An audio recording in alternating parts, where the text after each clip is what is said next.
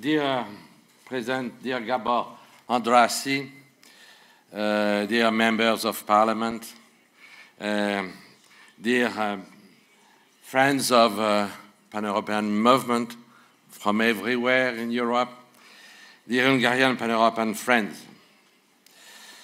Together with your President, Mr. Gabor Andrássy, you have made an excellent initiative to celebrate the 25th anniversary of the refoundation of Pan-Europe Hungary, just before the election of the European Parliament. And I am grateful to you for this and congratulate to your initiative. The celebration of this anniversary and this substantial event of democracy indicates clearly for all European citizens that here in Budapest, at the heart of the Hungarian capital, Pan-Europeans have chosen again to fund their future inspired by their courageous history. During centuries of rivalry, jealousy, and several conflicts, Europeans had been destroying themselves, promoting nationalist and xenophobic behavior. Political leaders led their people to successive wars.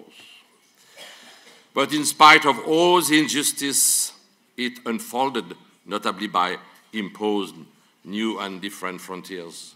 Peoples of Europe had the courage and the reason to build together the Union of Peace. The objective of this European Union is to bring us together so that we can build together a new European society which respects its diversity. At the moment when new threats to the independence and the integrity arise in Ukraine, it is essential that voters of all member states demonstrate clearly their choice of democracy at the European election and their rejection of any territorial annexation by Russia and or by any other country. European solidarity, Europe as a single entity, independent and supreme in the areas only that nations have entrusted to it, is within the reach of Europeans. We should be able to, we have to seize it. Just some words to add. Please, you, of course, you will not forget to vote tomorrow. That's sure. You, that's sure.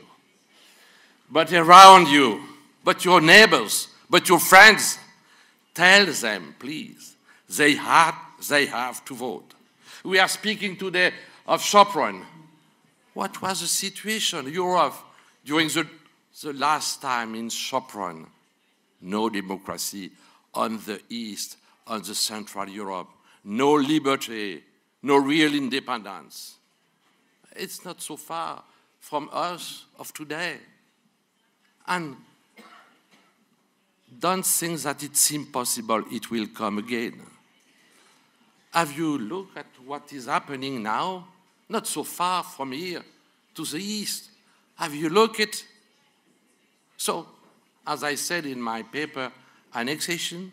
So, just words from the West. Oh, it's not fair. You don't have to do that. But just words. They can continue. And they will continue. You will see that. So we have to stop it. Not only with words, we have to be strong in such dangerous situation. It's not only, the danger is not only coming from the east, it's also coming from the south of Europe, not so far from Europe. When you see Cyprus is by helicopter 13 minutes to the Middle East. To the real Middle East. What is happening in the Middle East? Wars in a lot of countries, civil wars. or war with the neighbors. What is happening now in Africa, in North Africa, in Central Africa, it's the same. And so Europe says, yes, we have very hard social problems. We have economical difficulties. That's true. But we can't face to that situation. It's a question of will. I was speaking some minutes ago with my Slovenian friends. I just tell them, Europe needs will. With will, you can nourish your hope. And we don't have enough will. We don't have enough courage. We are all the time saying, oh, the situation is bad, we have social problems. But look at the reality of the world. Europe, with its 500 million inhabitants, is the most biggest part of the world where you have a consumption.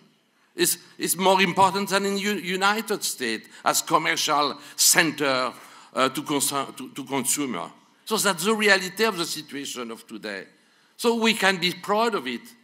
It's a question of will. Yes, we have unemployment. Yes, we have social difficulties. But we have the human capacity to resist. We have the human capacity to make better and better with innovation, with research, with more industry. That's a question of will. So it's a call for that. Because as Pan-European, if we don't believe that we have the capacity to change our world, why are we members of Pan-European movement? When Koudenov Kalergi called for a Pan-European movement in the 22, 23 in the last century, look at what was Europe at that time. But he believed it was possible. And you will not believe that it's possible now to change our own world, to have a real unity in Europe. Please, we don't have to cry. We have to hope and to put our courage on our way. The way could be good. It depends on us. Thank you. And now I will give my book to the President Gabor Andrássy. I will thank him for his welcome. And some weeks ago, with a friend of mine, who is a member of Pan-European movement in France, who was a long time in Berlin as correspondent of a big French newspaper, Le Figaro, we wrote both together this book. The book is L'Europe, le pour et le contre. Europe, the for and against, but we are, of course, as you heard, much more for than against, of course.